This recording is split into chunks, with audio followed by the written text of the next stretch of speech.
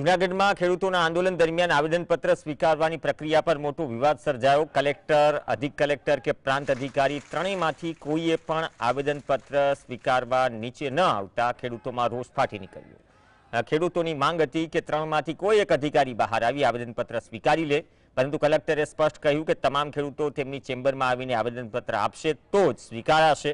આ નિવેદન સામે ખેડૂતો ઉગ્ર બન્યા અને કલેક્ટર કચેરીમાં જ રામધૂન શરૂ કરી। ખૂણે ખૂણેથી જ્યારે ખેડૂતો અહીંયા આવ્યા હોય, ખેડૂત પોતાની રજૂઆત કરવા આવ્યા હોય, ત્યારે આ સરકાર તો આપણું જે કહેવાય ને ધ્યાન નથી આપતી, પણ સરકારી અધિકારી છે પણ કેને કે તાનાશાહી કરી રહ્યા છે।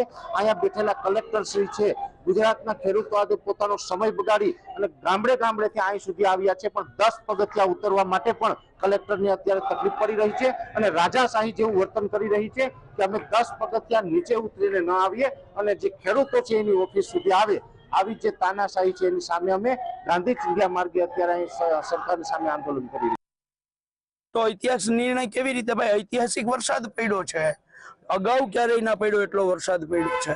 છેલ્લી 11 વર્ષમાં સૌથી નીચી સપાટીએ ખેત પેદાશ ગઈ છે।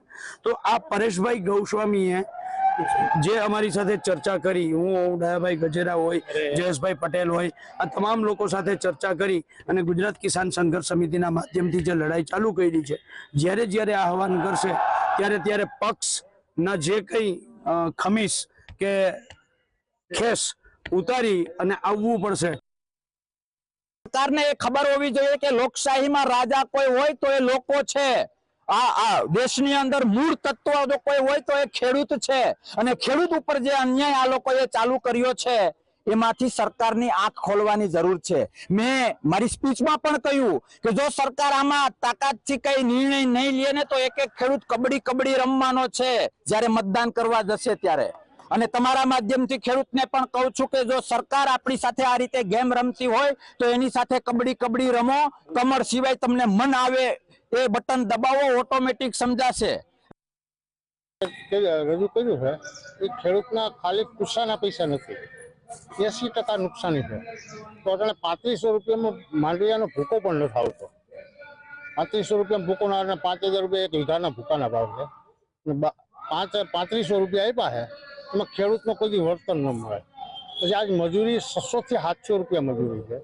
અમે ખેડૂત અટાણે વીણવાનું બિલકુલ ઉપર દોડવા પડ્યા વીણતા નથી, કેમ કે અમારા પૂરતા નથી થતા, મજૂરી નથી ખૂટતી, એવડી મોટી નુકસાની છે। અને હું તમને કહું કે 2 એકરની મર્યાદા, હવે 5 એકર કે 100 એકર જમીન હોય એને નુકસાની ન થઈ હોય,